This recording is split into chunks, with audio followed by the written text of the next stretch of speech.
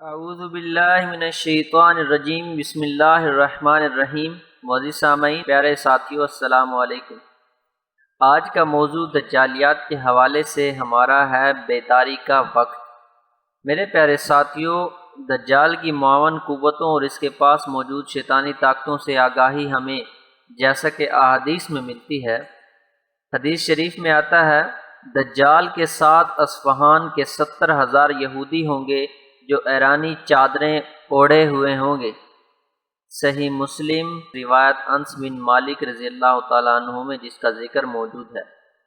میرے پیارے ساتھیو، رسول اکرم صلی اللہ تعالیٰ علیہ وآلہ وسلم نے دجال کے متعلق کہا، اس کے پاس آگ اور پانی ہوں گے، جو آگ نظر آئے گی وہ ٹھنڈا پانی ہوگا اور جو پانی نظر آئے گا وہ آگ ہوگی۔ صحیح البخاری روایت حذیفہ رضی اللہ تعالی عنہ۔ اس دجال کے پاس روٹیوں کا پہاڑ اور پانی کا دریا ہوگا، مطلب یہ کہ اس کے پاس پانی اور غذا وافر مقدار میں ہوں گے۔ نبی صلی اللہ علیہ وآلہ وسلم نے فرمایا، ان قوتوں کے لیے وہ نہایت حقیر ہے، لیکن اللہ اس کی اجازت دے گا تاکہ لوگوں کو آزمایا جا سکے کہ وہ اللہ تعالیٰ پر یقین رکھتے ہیں یا دجال پر۔ صحیح البخاری جلد 9 میں جس کا ذکر موجود ہے۔ سنن ابو داؤد میں آتا ہے، اور پھر دجال اپنے ساتھ ایک دریا اور آگ لے کر آئے گا، جو اس کی آگ میں پڑے گا اس کو یقیناً اس کا صلہ ملے گا اور اس کا بوجھ کم کر دیا جائے گا، لیکن جو اس کے دریا میں اترے گا اس کا بوجھ برقرار رہے گا اور اس کا صلہ اس سے چھین لیا جائے گا۔ اسی طرح صحیح المسلم میں ذکر موجود ہے، ہم نے پوچھا، اے اللہ کے نبی صلی اللہ علیہ وآلہ وسلم، وہ اس زمین پر کتنی تیزی سے چلے گا؟ آپ صلی اللہ علیہ وآلہ وسلم نے فرمایا، جس طرح ہوا بادلوں کو اڑا لے جاتی ہے۔ مسند احمد میں ذکر ہے، وہ دجال ایک گدھے پر سوار ہوگا، اس گدھے کے کانوں کے درمیان 40 ہاتھوں کا فاصلہ ہوگا۔ مسند احمد میں جلد 3 میں ایک اور جگہ ذکر موجود ہے، اللہ تعالیٰ اس کے ساتھ شیاطین کو بھیجے گا جو لوگوں کے ساتھ باتیں کریں گے۔ ابن ماجہ کتاب الفتن میں ذکر آتا ہے، وہ ایک بدو سے کہے گا، اگر میں تمہارے باپ اور ماں کو تمہارے لیے دوبارہ زندہ کروں تو تم کیا کہو گے؟ کیا تم شہادت دو گے کہ میں تمہارا خدا ہوں؟ بدو کہے گا، ہاں۔ چنانچہ 2 شیاطین اس بدو کے ماں اور باپ کے روپ میں اس کے سامنے آ جائیں گے اور کہیں گے، ہمارے بیٹے، اس کا حکم مانو، یہ تمہارا خدا ہے۔ صحیح البخاری میں ابو سعید الخدری رضی اللہ تعالیٰ عنہ سے روایت ہے، دجال آئے گا لیکن اس کے لیے مدینے میں داخل ہونا ممنوع ہوگا۔ وہ مدینے کے مضافات میں کسی بنجر یعنی سیم زدہ علاقے میں خیمہ زن ہوگا۔ اس دن بہترین آدمی یا بہترین لوگوں میں سے ایک اس کے پاس آئے گا اور کہے گا، میں تصدیق کرتا ہوں کہ تم وہی دجال ہو جس کا حلیہ ہمیں اللہ کے نبی صلی اللہ علیہ وآلہ وسلم نے بتایا تھا۔ دجال لوگوں سے کہے گا، اگر میں اسے قتل کر دوں اور پھر زندہ کر دوں تو کیا تمہیں میرے دعوے میں کوئی شک و شبہ رہے گا؟ وہ کہیں گے، نہیں۔ پھر دجال اسے قتل کر دے گا اور پھر اسے دوبارہ زندہ کر دے گا۔ وہ آدمی کہے گا، اب میں تمہاری حقیقت کو پہلے سے زیادہ بہتر جان گیا ہوں۔ دجال کہے گا، میں اسے قتل کرنا چاہتا ہوں لیکن ایسا نہیں ہو سکتا۔ میرے پیارے ساتھیوں، اب ہم ان احادیث کی روشنی میں دجال کی قوتوں کو ایک ایک کر کے دیکھتے ہیں۔ اس کا قبضہ تمام زندگی بخش وسائل مثلا پانی، آگ اور کاغذ پر ہوگا۔ نمبر 2، اس کے پاس بے تحاشا دولت اور زمین کے خزانے ہوں گے۔ نمبر 3، اس کی دسترس تمام قدرتی وسائل پر ہوگی، مثلا بارش، فصلیں، قحط اور خشک سالی وغیرہ۔ نمبر 4، وہ زمین پر اس طرح چلے گا جیسے ہوا بادلوں کو اڑا لے جاتی ہے۔ اس کے گدھے کے کانوں کے درمیان 40 ہاتھوں کا فاصلہ ہوگا۔ نمبر 5، وہ ایک نقلی جنت اور دوزخ اپنے ساتھ لائے گا۔ نمبر 6، اس کی اعانت اور مدد شیاطین کریں گے۔ وہ مردہ لوگوں کی شکل میں بھی ظاہر ہوں گے اور لوگوں سے گفتگو کریں گے۔ نمبر 7، وہ زندگی اور موت پہ ظاہری طور پر قدرت رکھے گا۔ نمبر 8، زندگی اور موت پر اس کا اختیار محدود ہوگا کیونکہ وہ اس مومن کو دوبارہ نہیں مار سکے گا۔ معزز سامعین، اب آئیے اس مضمون کی سب سے اہم بحث شروع کرتے ہیں، یعنی حدیث شریف میں بیان کردہ دجال کی قوتوں کو عصر حاضر کے تناظم میں تطبیق کی اپنی سی کوشش۔ آج سے پہلے حدیث شریف میں بیان کردہ اکثر حقائق پر ایمان بالغیب کے علاوہ چارہ نہ تھا، مگر چوں ہم دجال کے دور کی طرف بڑھ رہے ہیں، یہ حقائق عالم غیب سے اتر کر عالم شہود کا حصہ بنتے جا رہے ہیں۔ دجال مادی قوتوں پر دسترس رکھتا ہوگا اور سائنس مادہ میں پوشیدہ قوتوں کو جاننے اور کام میں لانے کا دوسرا نام ہے۔ لہذا یہودی سرمایہ داروں کے پیسے اور یہودی سائنسدانوں کی محنت سے سائنسی ایجادات جیسے جیسے آگے بڑھ رہی ہیں، دجال کی قوتوں کو سمجھنا آسان ہوتا جا رہا ہے۔ معزز سامعین، آئیے دجال کی قوتوں کو ایک ایک کر کے عصر حاضر کے تناظر میں دیکھتے ہیں۔ دولت اور خزانے، یہ تو بہت سے لوگ جانتے ہیں کہ دنیا کی معیشت کو دو ادارے ورلڈ بینک اور IMF یعنی انٹرنیشنل مانیٹری فنڈ چلا رہے ہیں۔ یہ بھی لوگوں کو معلوم ہے کہ ان کو عالمی معیشت کی نبض کہا جاتا ہے اور دنیا کی معیشت کا انحصار ان دونوں اداروں پر مانا جاتا ہے۔ یہ بھی سب جانتے ہیں کہ یہ ادارے کس طرح مقروض ملکوں پر دباؤ ڈال کر وسائل پر تصرف اور مقاصد پر اپنی اجارہ داری قائم کرتے ہیں۔ میرے عزیز ساتھیوں، لیکن یہ بہت کم لوگ جانتے ہیں کہ دنیا کے چلانے والے ان اداروں کو کون چلاتا ہے۔ ان کو انٹرنیشنل بینکرز کا گروپ چلاتا ہے اور اس گروپ کو فری میسنری کے بگ برادر چلاتے ہیں، جو دجال کے عالمی اقتدار کی راہ ہموار کرنے کے لیے دنیا کی معیشت کو قابو میں رکھنے کے لیے سرگرم ہیں۔ کچھ عرصے پہلے ایک کتاب چھپی تھی، کارپوریشنز کی حکومت۔ یہ ایک امریکی جوڑے نے لکھی ہے جو بیرون امریکہ ملٹی نیشنل کمپنیوں کی انسانیت سوز کارروائیوں کو قریب سے دیکھتے رہے اور آخر کار اس بات پر مجبور ہوئے کہ نوکری چھوڑ چھاڑ کر امریکہ واپس جائیں اور اپنے ہم وطنوں کو نادیدہ قوتوں کی کارستانیوں سے آگاہ کریں۔ انہوں نے کرنسی نوٹ کے متعلق لکھا کہ آہستہ آہستہ یہ بھی ختم ہو جائے گا، اس کی جگہ کریڈٹ کارڈ نے لے لی ہے۔ پھر کریڈٹ کارڈ بھی ختم ہو جائے گا، لوگ کمپیوٹر کے ذریعے اعداد و شمار کریں گے اور بس ہاتھ میں کچھ بھی نہ ہوگا۔ بندہ ایک عرصے تک اس جادوئی طلسم کے بارے میں سوچتا رہا کہ اگر نمبروں کا کھیل ہی اشیاء و خدمات کے حصول کا ذریعہ بن جائے گا تو پھر یہ دنیا آسان ہوگی یا مشکل؟ نیز اس سے یہود کیا حاصل کرنا چاہتے ہیں جو کرنسی کے پیچھے سونے کے خاتمے سے لے کر اسٹاک ایکسچینج میں سود اور جوئے کی ترویج تک ہر چیز میں ملوث ہے۔ میرے پیارے ساتھیوں، تفکر اور مطالعہ جاری تھا کہ ماسٹرز کا بنایا ہوا یہ منصوبہ ہاتھ لگا۔ آپ بھی ذرا سوچیے اور غور کیجیے کہ علماء کرام جب غیر شرعی معاملات کے خطرناک نتائج یا مسلم دشمن طاقتوں کی پالیسی سے آگاہ کریں اور اس کو نہ مانا جائے تو آنے والی دنیا کا منظرنامہ کیا ہوگا؟ Central bank of international settlement اور ورلڈ بینک کام کرنے کے مجاز نہیں ہوں گے، پرائیویٹ بینک غیر قانونی ہوں گے، bank of international settlement BIS منظر میں غالب ہیں۔ پرائیویٹ بینک بڑے 10 بینکوں کی تیاری میں تحلیل ہو رہے ہیں۔ یہ بڑے بینک دنیا بھر میں بینکاری پر BIS اور IMF کی رہنمائی میں کنٹرول کریں گے۔ اجرتوں کے تنازعات کی اجازت نہیں دی جائے گی، نہ ہی انحراف کی اجازت دی جائے گی۔ جو بھی قانون توڑے گا اسے سزائے موت دے دی جائے گی۔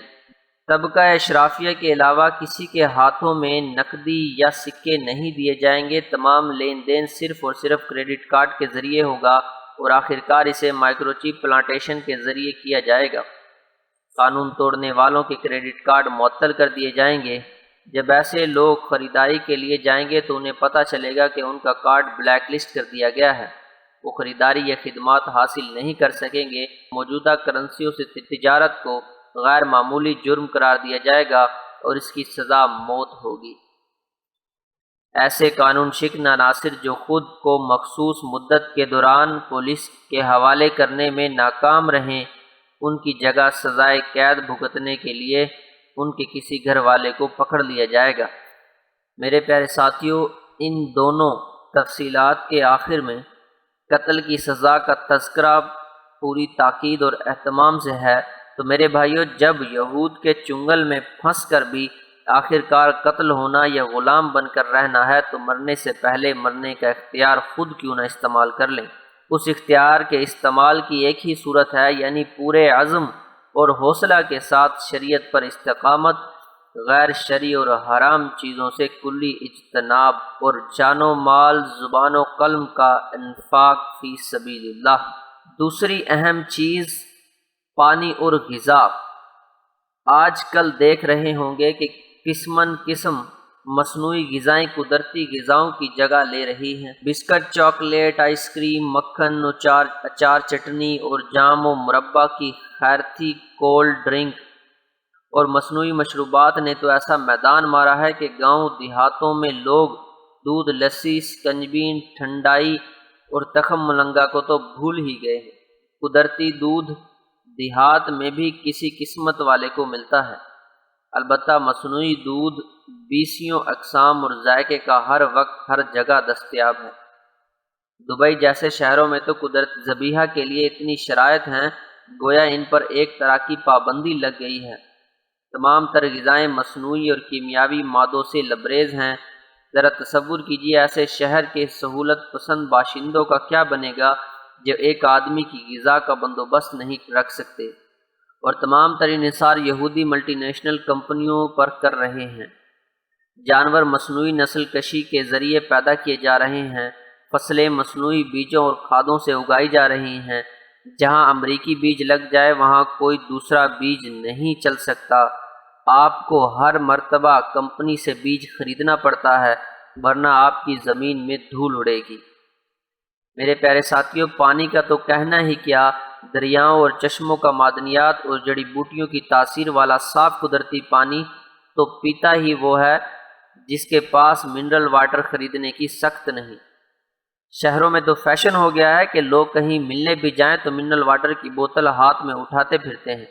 ان کے خیال میں یہ اسٹیٹس کی علامت ہے، جبکہ یہ دجالی قوتوں کی سیاست اور طاقت کے مظاہر میں سے ایک مظہر ہے۔ اس کا اندازہ دنیا کو اس وقت ہوگا جب انسان کے گلے سے پیٹ میں اترنے والی ہر چیز مصنوعی ہو جائے گی اور ملٹی نیشنل کمپنیوں کے ہاتھ میں ہوگی، جو بھاری رشوت، دباؤ اور شیطانی ہتھ کنڈوں کے ذریعے مقامی صنعتوں کو تباہ کرنے کے لیے قدرتی دیسی خوراک کی فروخت پر پابندی لگوا دیں گے، اور پھر دجال اس کو پانی کا ایک قطرہ یا پکی پکائی روٹی کا ایک ٹکڑا بھی نہیں دے گا جو اس کے شیطانی مطالبات نہیں مانے گا۔ میرے عزیز ساتھیوں، پانی اور غذا کو مصنوعی بنانے کی دجالی مہم اس لیے جاری ہے کہ مصنوعی چیز صانع کے ہاتھ میں ہوتی ہے، وہ جس کو چاہے بیچے نہ بیچے، دے نہ دے، جبکہ قدرتی چیز قدرت کے ہاتھ میں ہوتی ہے جو کہ پھول اور کانٹوں کا یکساں خیال رکھتی ہے۔ شہر تو شہر ہیں، اب تو دیہاتوں میں بھی یہ حال ہے کہ واٹر سپلائی کی اسکیمیں اور ٹینک، پائپ، پنچکیاں وغیرہ NGOز لگا کر دے رہی ہیں، جو آگے چل کر اس پر اجارہ داری قائم کریں گی، اور اس طرح شہروں میں تو پانی اور خوراک کے ذخیرے تو ہوں گے ہی، عالمی انتظامیہ کے ہاتھ میں دیہات میں بھی قدرتی پانی کسی عام آدمی کے بس میں نہ ہوگا۔ میرے پیارے ساتھیوں، مستقبل میں پانی کے مسئلے پر دنیا بھر میں ہونے والی جنگوں کے متعلق تو آپ پڑھتے اور سنتے رہے ہیں۔ یہ دراصل آگے چل کر دجالی قوتوں کی طرف سے پیدا کیے جانے والے مصنوعی بحران کو اصلی باور کرانے کی ذہن ساز اور مشق ہے۔ مزے کی بات یہ ہے کہ قدرتی پانی کو مضر صحت جبکہ منرل واٹر کو صحت کے لیے مفید بتایا جاتا ہے، حالانکہ صورتحال یہ ہے کہ منرل واٹر کے ذریعے اربوں ڈالر کمانے کے ساتھ ساتھ ہماری نسل کو زنخواہ بنایا جا رہا ہے۔ اس لفظ کا مطلب کسی پنجابی بھائی سے پوچھ لیں۔ ہمارے ایک محترم دوست نے جب دیکھا کہ لوگ غیر معیاری پانی بیچ رہے ہیں تو انہوں نے منرل واٹر بنانے کا پلانٹ لگایا۔ ان کا ارادہ تھا معیاری کام کریں گے چاہے کم نفع ملے۔ جب وہ پلانٹ لگا چکے اور تمام تجربات مکمل کرنے کے بعد حکومتی نمائندہ اس کی منظوری دینے آیا تو ان کے کام اور لگن کی تعریف کیے بغیر نہ رہ سکا، لیکن اس کا سوال تھا کہ آپ اس میں وہ قطرے ملاتے ہیں یا نہیں۔ ان کو تعجب ہوا کہ کون سے قطرے پانی میں ملائے جا سکتے ہیں۔ کہانی کچھ یوں سامنے آئی کہ انسان کے تولیدی مادے میں دو طرح کے جراثیم ہوتے ہیں، ایک کو ایکس کروموسومز اور دوسرے کو وائی کروموسومز کا نام دیا گیا ہے۔ پہلا زیادہ ہو تو اللہ کے حکم سے مذکر اور دوسرا زیادہ ہو تو مؤنث پیدا ہوتا ہے۔ دوسری قسم کے قطرے ملائے بغیر پانی کی فروخت کا لائسنس نہیں دیا جاتا۔ اب مجھے نہیں معلوم کہ ہمارے ڈاکٹرز اور ماہرین اس بات کی تصدیق کریں گے یا ناواقفیت اور دباؤ ان کے آڑے آئے گا، لیکن بندہ اس کا کیا کرے؟ دوست کا پلانٹ خود دیکھا اور ان کی بے بسی کی داستان ان کے دفتر میں بیٹھ کر خود سنی۔ اس کو کیسے جھٹلا دوں؟ کیا محض مجھے یہ کہانی سنانے کے لیے انہوں نے اپنا لگا لگایا پلانٹ ٹھپ کر دیا ہوگا؟ اس طرح کی کہانیاں دنیا کے کئی حصوں میں جنم لے رہی ہیں۔ دنیا بھر کے انسان پینے کے پانی کے بحران کے ناخوشگوار پہلوؤں سے سمجھوتا کر رہے ہیں۔ ورلڈ بینک کی پشت پناہی میں بین الاقوامی سطح پر غذا اور پانی فراہم کرنے والی مٹھی بھر کمپنیوں نے انسانی ہمدردی کے نام پر پانی کو اشیاء صرف میں شامل کر کے منافع خوری شروع کر دی ہے۔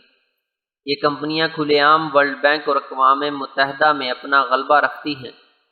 انہوں نے گزشتہ سال مارچ 2005 میں ہالینڈ کے دارالحکومت ہیگ میں منعقدہ ورلڈ واٹر فورم کا اسپانسر کیا تھا، جس میں قدرتی پانی کے بارے میں مختلف بیماریاں پھیلنے کا منفی پراپیگنڈا اور مصنوعی پانی کو خریدنے کی اہمیت پیدا کرنے کے لیے نت نئے طریقے سوچے گئے اور اربوں ڈالر کی مالیت پر مشتمل منصوبے منظور کیے گئے، جنہیں مختلف یہودی کمپنیاں مل کر اسپانسر کریں گی۔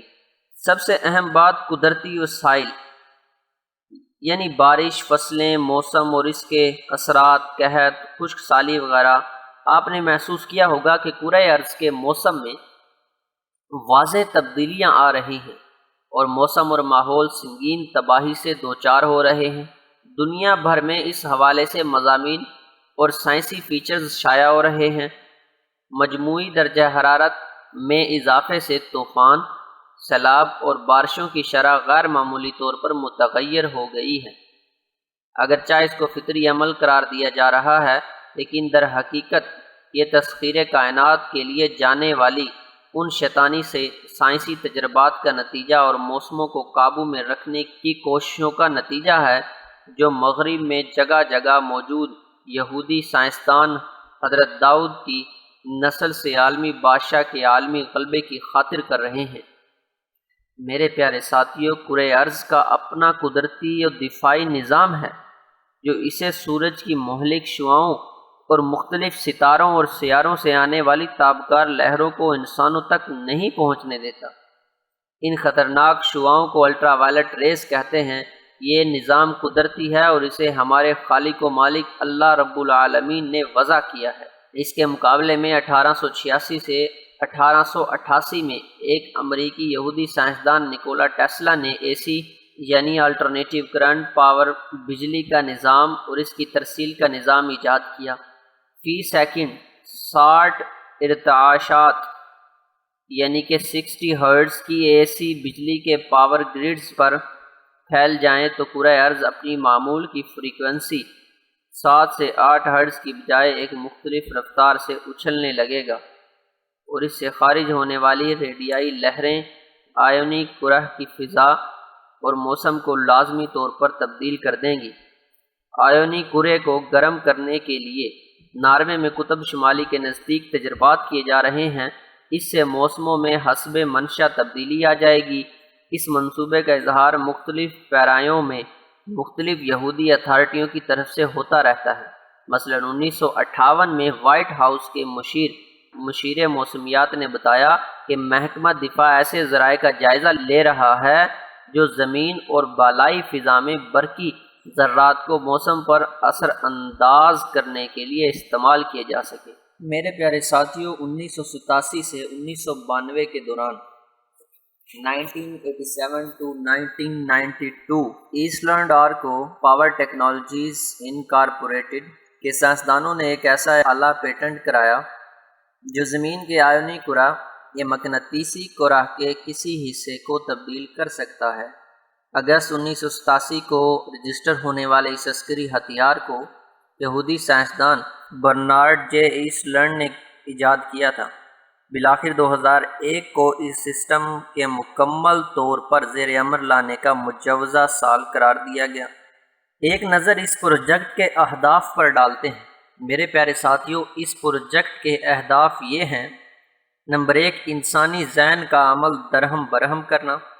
نمبر 2، کرۂ ارض کے تمام ذرائع مواصلات کو منجمد کرنا۔ نمبر 3، بڑے علاقے میں موسم تبدیل کرنا۔ نمبر 4، وائلڈ لائف کی نقل مکانی کے انداز میں مداخلت کرنا۔ وائلڈ لائف کے ہر پروگرام میں اینیمل مائکرو چپنگ واضح دیکھی جاتی ہے۔ یہ جنگلی حیات کی تسخیر کے منصوبے کا ایک حصہ ہے۔ نمبر 5، انسانی صحت کو منفی انداز میں تبدیل کرنا۔ مختلف قسم کی دوائیاں، قطرے، ویکسینیں وغیرہ کا جبری استعمال اس کی ایک شکل ہے۔ نمبر 6، زمینی فضا کی بالائی سطح پر غیر فطری اثرات مرتب کرنا۔ 1958 میں وائٹ ہاؤس کے مشیر موسمیات کیپٹن ہاورڈ ٹی اورویل نے کہا تھا کہ محکمہ دفاع جائزہ لے رہا ہے، وہ دو طریقے تلاش کیے جائیں جن کے ذریعے زمین اور آسمان میں آنے والی تبدیلیوں کو استعمال کر کے موسموں پر اثر انداز ہوا جا سکے۔ مثلاً کسی مخصوص حصے میں فضا کو ایک الیکٹرانک بیم کے ذریعے آئونائز یا ڈی آئونائز کیا جا سکے۔ میرے عزیز ساتھیوں، امریکی سائنسدانوں نے ایک ادارہ قائم کیا ہے جو موسموں میں تبدیلی سے براہ راست تعلق رکھتا ہے۔ یہ ادارہ نہ صرف موسموں میں تغیر کا ذمہ دار ہے بلکہ کرۂ ارض میں زلزلوں اور طوفانوں کے اضافے کا بھی ذمہ دار ہے۔ اس پروجیکٹ کا نام ہارپ یعنی high frequency active auroral research project ہے۔ اس کے تحت 1960 کے عشرے سے یہ تجربات ہو رہے ہیں کہ راکٹوں اور مصنوعی سیاروں کے ذریعے بادلوں پر کیمیائی مادے چھڑکے جائیں جس سے مصنوعی بارش کی جا سکے۔ یہ ساری کوششیں قدرتی وسائل کو قبضہ میں لینے کی ہیں تاکہ دجال جسے چاہے بارش سے نوازے، جسے چاہے قحط سالی میں مبتلا کر دے، جس سے وہ خوش ہو اس کی زمین میں ہریالی لہرائے اور جس سے بگڑ جائے وہاں خاک اڑے۔ لہٰذا مسلمانوں کو قدرتی غذاؤں اور قدرتی خوراک کو استعمال کرنا اور فروغ دینا چاہیے۔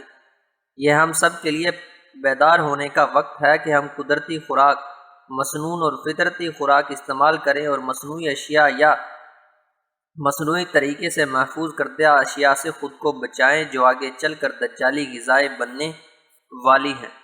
خصوصاً 3 مصنوعی چیزیں: مصنوعی آٹا، مصنوعی چکنائی اور مصنوعی میٹھا، جن کی تفصیل ہم آخر میں فتنہ غذا سے حفاظت کے عنوان کے تحت دیکھیں گے۔ میرے پیارے ساتھیوں، دوا اور علاج۔ پانی اور خوراک پر مکمل قابو پانے کا مرحلہ تو ابھی کچھ دور ہے، لیکن دوا تو مکمل طور پر ملٹی نیشنل کمپنیوں کے قابو میں آ چکی ہے۔ انہوں نے مختلف ممالک میں ایسے قوانین منظور کروا لیے ہیں کہ دیسی طریقہ علاج اگرچہ آسان اور سستا ہو لیکن ممنوع ہے۔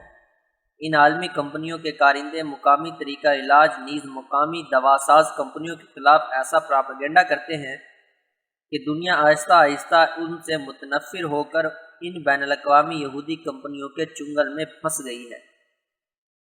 قدرتی جڑی بوٹیوں پر مشتمل علاج پر آہستہ آہستہ مکمل پابندی لگ جائے گی اور دنیا مکمل طور پر یہودی ملٹی نیشنل دوا ساز کمپنیوں کے نرغے میں آ جائے گی۔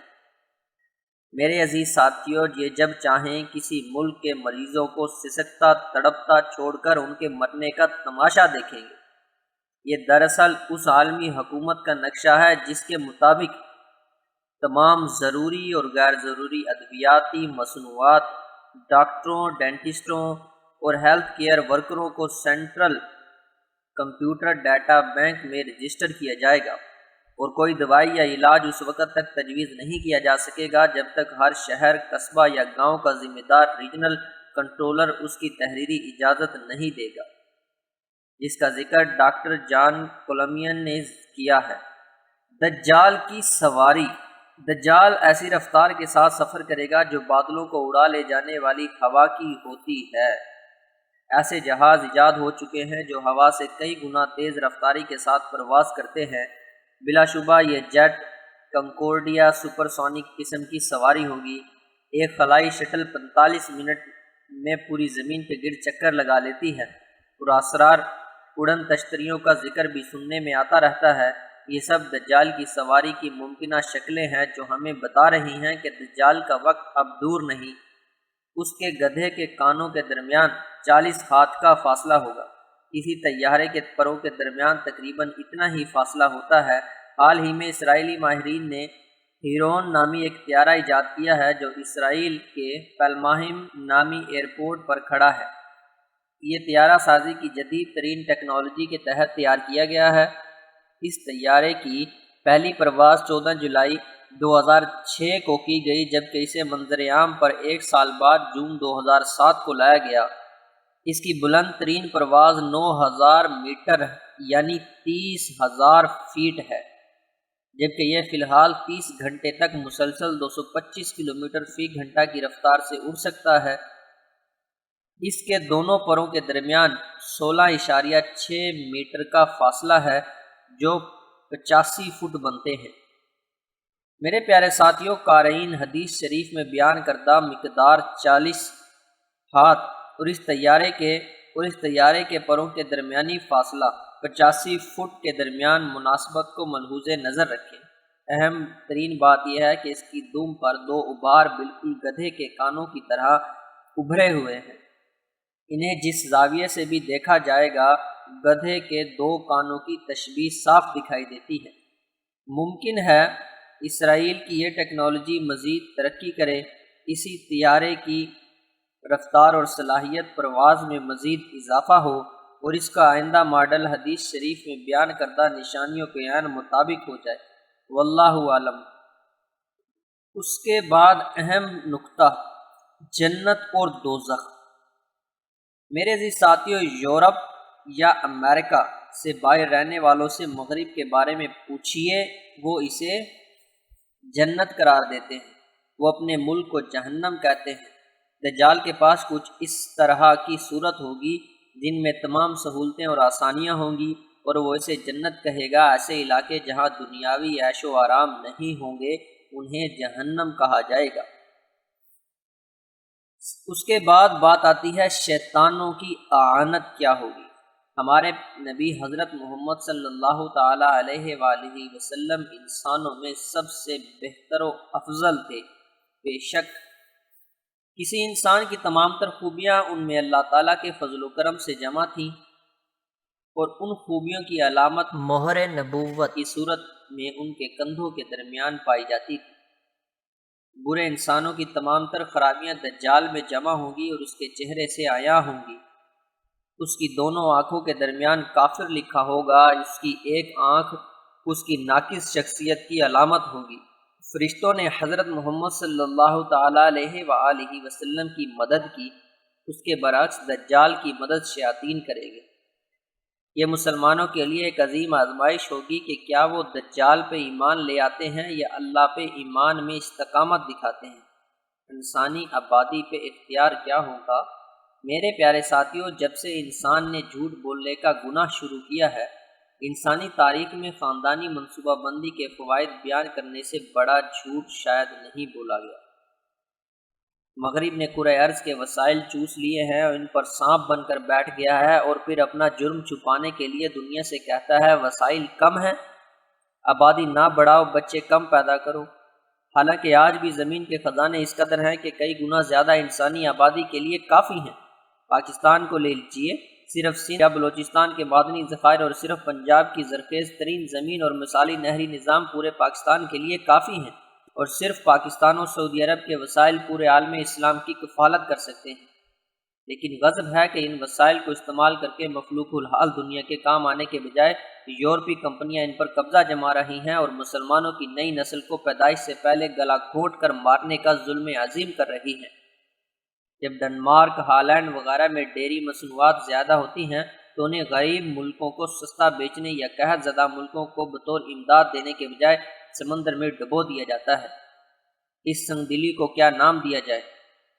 دنیا میں فی ایکڑ پیداوار پہلے سے 4 گنا زیادہ ہو رہی ہے، ایک سال میں 3 فصلیں بھی حاصل کی جا رہی ہیں، لیکن محض غیر یہودی آبادی کم کرنے کے لیے وسائل کی کمی کا ڈھنڈورا پیٹا جا رہا ہے۔ میرے عزیز ساتھیوں، اب دجالی قوتوں کے زندگی موت پر اختیار کی طرف واپس آتے ہیں۔ زندگی کا مطلب ہے کسی جسم میں روح کی موجودگی، جبکہ یہ روح نکالی جاتی ہے، جسم کام کرنا چھوڑ دیتا ہے۔ ہم اس حالت کو موت کہتے ہیں۔ روح پہ غالب آنا ممکن نہیں، کیونکہ روح کا علم صرف اللہ تعالیٰ کے پاس ہے۔ قرآن کریم میں ارشاد ہے، اور یہ تم سے روح کے بارے میں پوچھتے ہیں، کہہ دو کہ روح تو میرے رب کا حکم ہے اور تمہیں اس کے بارے میں بہت معمولی علم دیا گیا ہے۔ بنی اسرائیل میں جس کا ذکر موجود ہے۔ میرے عزیز ساتھیو، دجال کے کچھ مواقع پر کچھ عرصہ کے لیے اس قابل ہوگا کہ لوگوں کو ہلاک اور پھر زندہ کر سکے، اور یہ اس معمولی علم کی بدولت ہوگا۔ وہ یہ کام کس طرح کرے گا؟